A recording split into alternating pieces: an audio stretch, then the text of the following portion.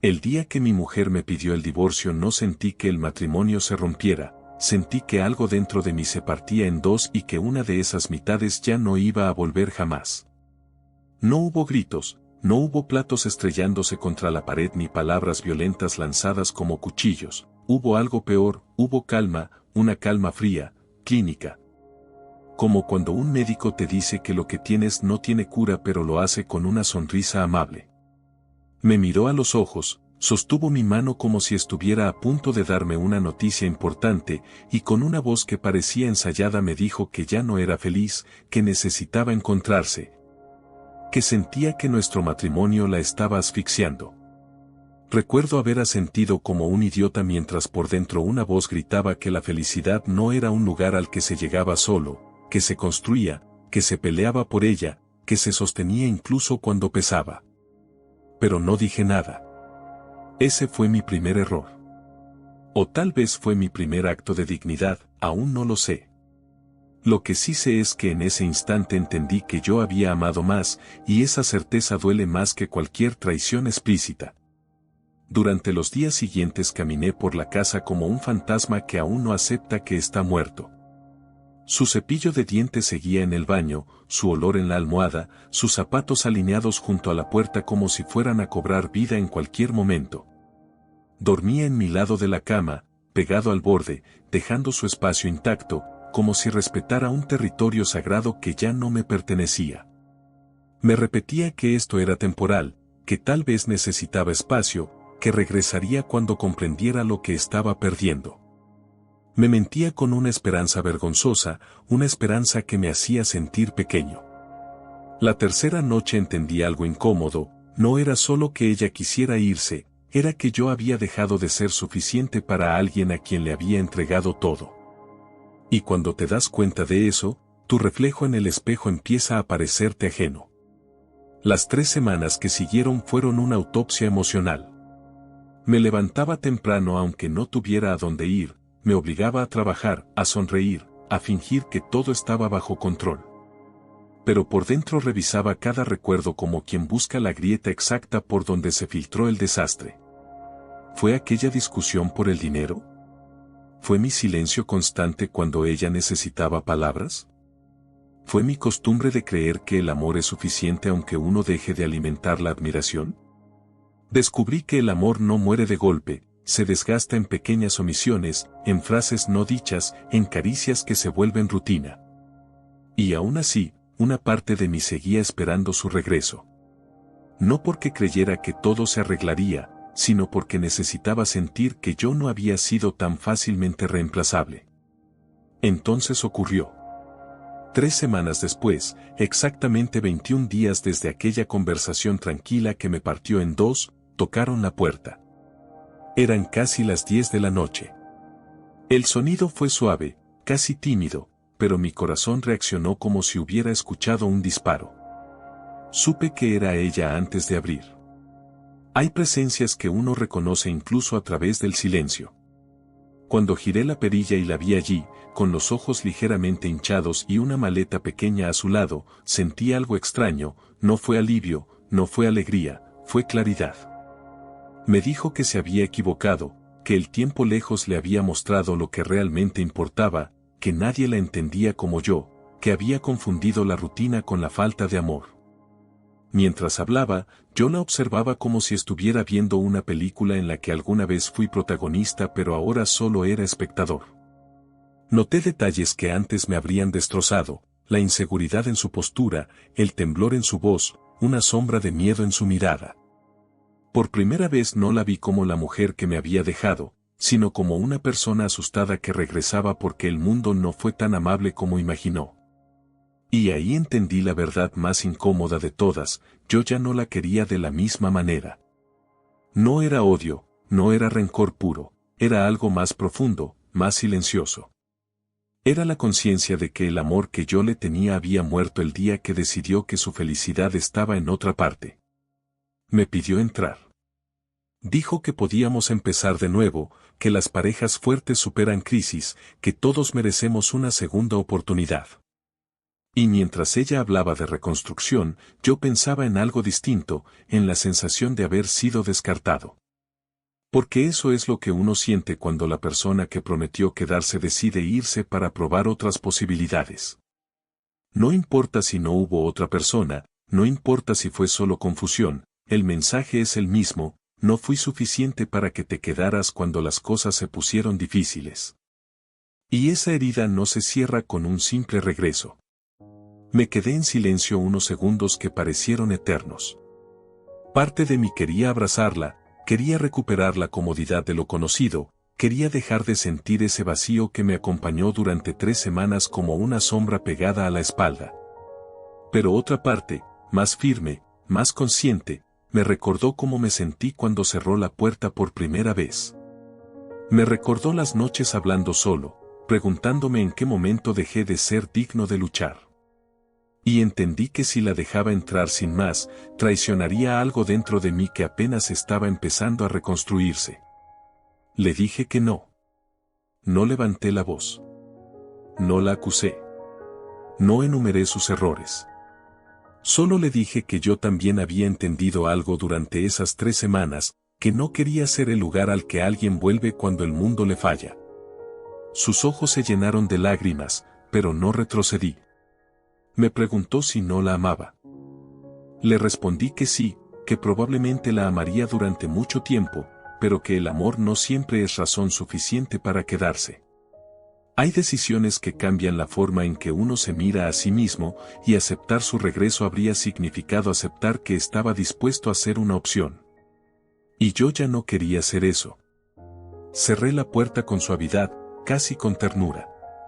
Del otro lado escuché su respiración agitada durante unos segundos, luego el sonido de la maleta alejándose por el pasillo. Cuando el silencio volvió a llenar el espacio, me apoyé contra la puerta y dejé que las lágrimas salieran sin resistencia. No fue un llanto por haberla perdido, fue un llanto por haber entendido que algunas pérdidas son necesarias para recuperar la dignidad. Esa noche dormí en el centro de la cama por primera vez. No dejé su espacio intacto. No respeté un territorio vacío. Me extendí como alguien que finalmente acepta que está solo, pero entero. Con el tiempo comprendí que lo más doloroso no fue su partida ni su regreso, sino la transformación que ocurrió dentro de mí. Descubrí que el amor propio a veces nace de una herida abierta. Que decir no puede ser un acto de amor hacia uno mismo. Que perdonar no siempre implica permitir el regreso. Y sobre todo entendí que cuando alguien te deja para buscar algo mejor, aunque vuelva diciendo que se equivocó, ya no eres el mismo que era capaz de esperar eternamente. Hoy, cuando pienso en ella, no siento rabia. Siento una especie de gratitud amarga. Su decisión me obligó a enfrentar mis inseguridades, mis dependencias emocionales, mi miedo a estar solo. Me obligó a preguntarme por qué estaba dispuesto a aceptar tan poco con tal de no perderla. Y en ese cuestionamiento encontré una versión de mí que desconocía, una versión más firme, menos temerosa de la soledad. A veces me pregunto qué habría pasado si la hubiera dejado entrar esa noche. Tal vez estaríamos intentando reconstruir algo que ya tenía grietas invisibles. Tal vez viviría con la sospecha constante de que, ante la próxima crisis, volvería a elegir irse. No lo sé. Lo único que sé es que cerrar la puerta no fue un acto de venganza, fue un acto de supervivencia emocional.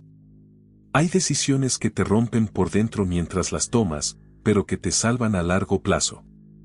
Y aunque todavía hay noches en que el recuerdo pesa, en que la cama parece demasiado grande y el silencio demasiado profundo, sé que hice lo correcto para el hombre en el que me estaba convirtiendo. Porque al final, el verdadero divorcio no ocurrió cuando ella lo pidió, ocurrió cuando yo entendí que merecía algo que no tuviera que rogarse, algo que no regresara solo cuando se quedaba sin opciones. Y esa comprensión, aunque dolorosa, fue la cicatriz que me enseñó a no volver a cerrar la puerta, a mí mismo.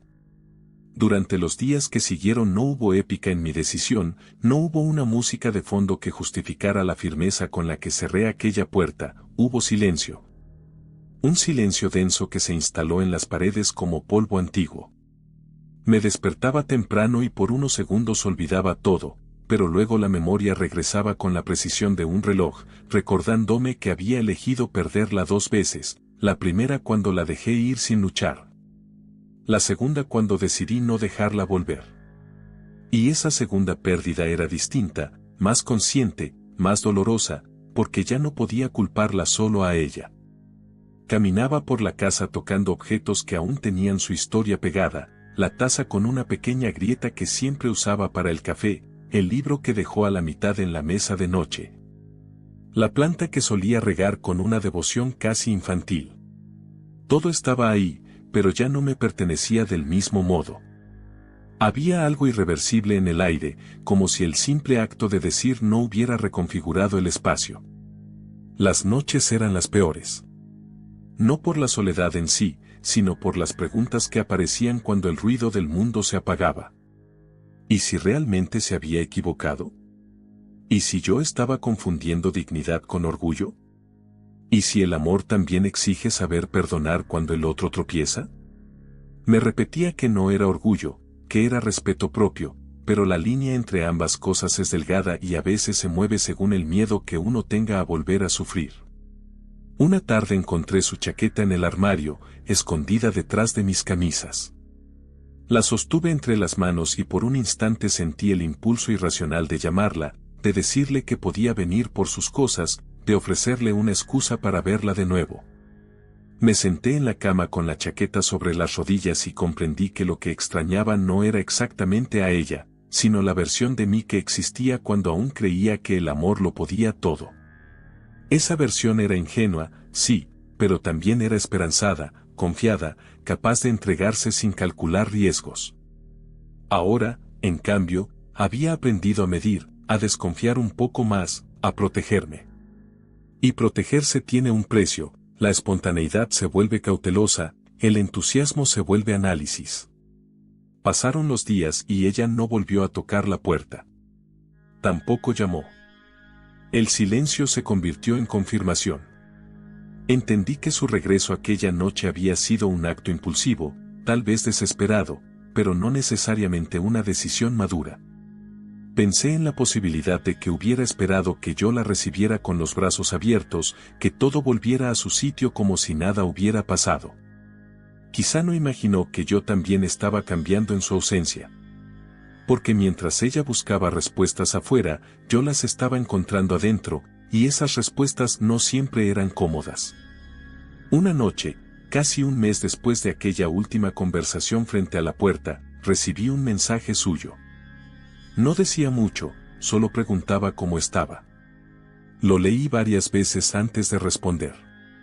Podría haber ignorado el mensaje, podría haber mantenido la distancia absoluta, pero algo en mí necesitaba cerrar el círculo de una manera menos abrupta.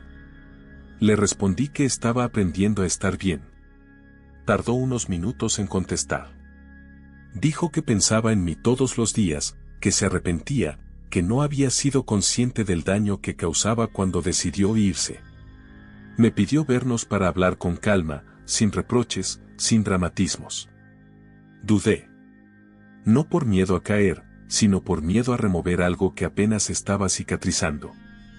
Aún así acepté. Nos encontramos en un café que solíamos frecuentar los domingos por la tarde. El lugar seguía igual, la misma mesa junto a la ventana, el mismo olor a pan recién horneado, la misma luz cálida filtrándose por el vidrio. Pero nosotros no éramos los mismos. Cuando entró, la reconocí de inmediato, pero había algo distinto en su mirada, una mezcla de humildad y cansancio que antes no había notado. Se sentó frente a mí y durante unos segundos ninguno habló. Era como si ambos estuviéramos midiendo la profundidad del agua antes de lanzarnos.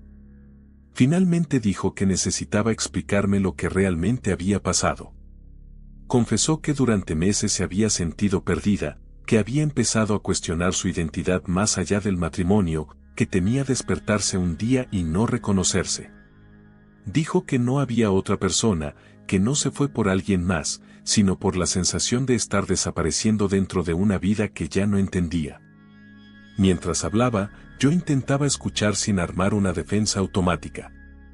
Había honestidad en sus palabras, pero también había una realidad que no podía ignorar. Su proceso personal había pasado por encima del compromiso que habíamos construido juntos. Le pregunté por qué no habló antes, por qué no me dio la oportunidad de acompañarla en esa confusión. Bajó la mirada y respondió que tuvo miedo de que yo no entendiera, de que intentara convencerla de quedarse sin escucharla realmente. Esa frase me golpeó más de lo que esperaba. Porque en el fondo sabía que había algo de verdad en ella. Yo siempre fui práctico, orientado a soluciones, poco dado a explorar emociones complejas sin buscar arreglarlas de inmediato. Tal vez ella necesitaba ser escuchada y yo solo supe ofrecer respuestas. La conversación se volvió más cruda, más honesta. Admití que su partida me hizo sentir insuficiente, reemplazable, como si nuestra historia hubiera sido solo una etapa descartable. Ella lloró en silencio, diciendo que nunca quiso hacerme sentir así, que su error fue creer que alejarse era la única forma de aclarar su mente. Entonces llegó la pregunta inevitable, suspendida en el aire como una sentencia: ¿había alguna posibilidad para nosotros? La miré y sentí un cariño profundo, pero también una distancia que no sabía cómo cruzar. Le dije que el problema no era solo el pasado, sino el precedente.